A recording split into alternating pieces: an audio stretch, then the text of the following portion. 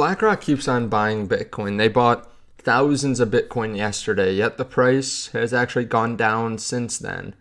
Why is this happening? I've been noticing that question a lot in the comment section. I want to explain it very simply, why this is happening. I want to show you what BlackRock and MicroStrategy and Metaplanet did yesterday. Some big news from the last day as well.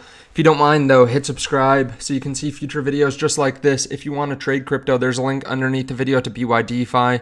You can start trading in just a few minutes. You can see we're very close to this trend line. Maybe you want to place a long position. Maybe you want to place a short. If we break down below this line, you can check this out underneath the video. There's special bonuses going on right now. Also, WEEX just announced a new challenge where you can win part of a BTC, a full Bitcoin they're giving away. So check this out. It only goes through July 4. Also, there's a link to my Telegram underneath the video, my Telegram channel.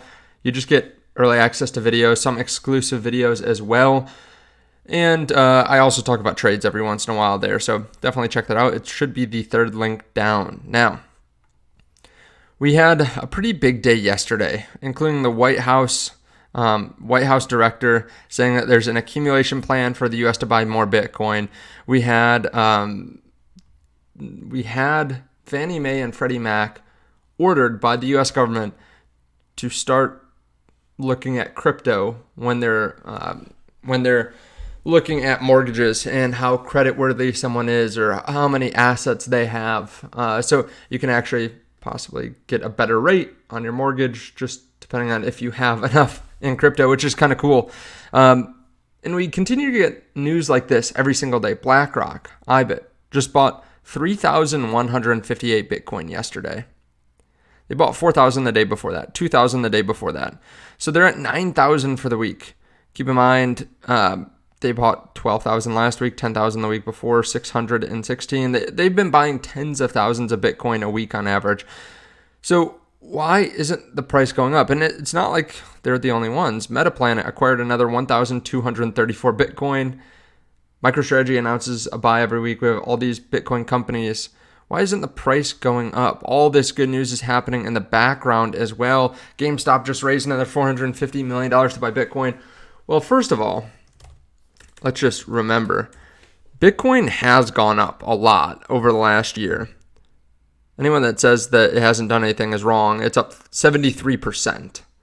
So just remember that. It was up 110% the year before that. It's up 6x, 7x from the bottom now. So it's done really well. The news is being priced in, but you can look over a shorter time span and you're thinking, well, BlackRock is bought every single day. Why isn't the price gone up? There are a couple different reasons for that, to be clear. First of all, they don't buy like you and me from Coinbase, right? They're not going on an exchange and just smashing buy once.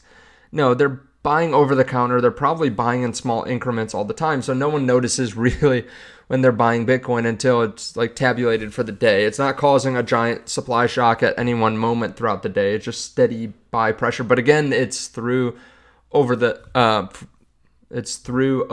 desks.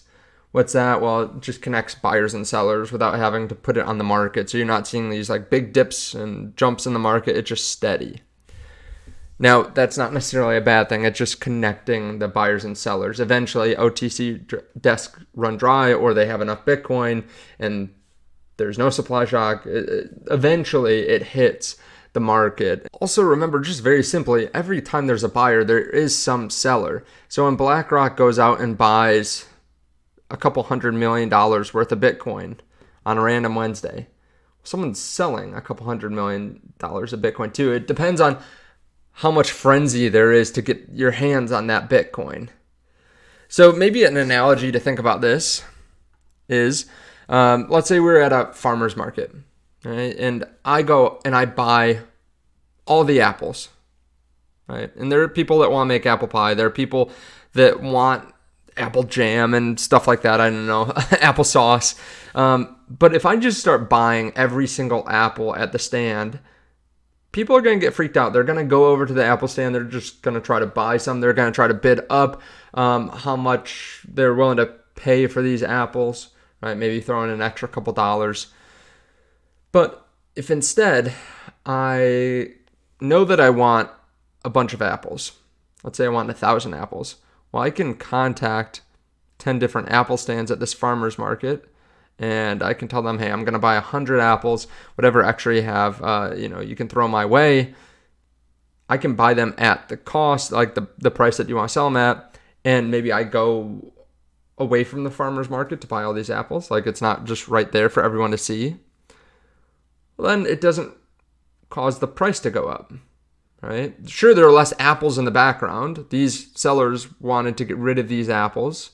So if there are enough people that go to the stand, maybe you start running out faster.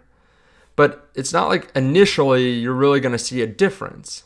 They're just less apples behind the scenes. But eventually, if there are enough people that want to buy those apples, it could cause a supply shock. So maybe that helps people understand it a little bit better. Hopefully it does. It's still really good news. When we see purchases like this, it's still extremely bullish. This causes some FOMO. This causes some people to freak out. This shows a lot of hedge funds and family offices and individuals are getting exposure to crypto. So it's still very bullish. The digital asset director says the U.S. is committed to passing crypto market structure legislation by September. Okay, so still months off, but good news to hear that the government's still working to pass legislation, that they're still focused on making sure crypto is one of the most important things for this administration to take care of. David Bailey says big news is coming from DC. Buckle up. Curious what this is. Grok says that it's the Fannie Mae and Freddie Mac considering crypto and Bitcoin, but this came out later than that news had already hit the market, so that's not right. At least I don't think so. It seems more like he's hinting that there's big news coming than that was big news, right?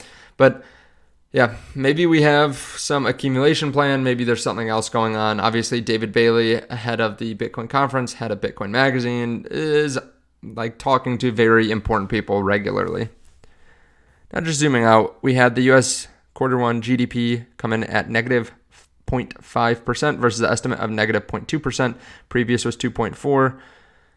Maybe an indication, again, that we can see rate cuts, right? Like GDP is much lower than expected. If GDP is lower, then you would think that inflation would not be running away from us.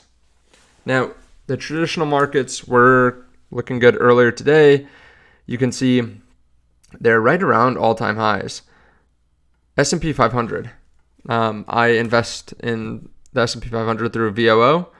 It's right at all-time highs, like within $1 maybe of the exact peak. So we are back into a bull market. Bitcoin, it's down $1,000 since the peak yesterday. Not looking bad at all either. Zoom out, Bitcoin's done extremely well if you hold on to it for a couple of years.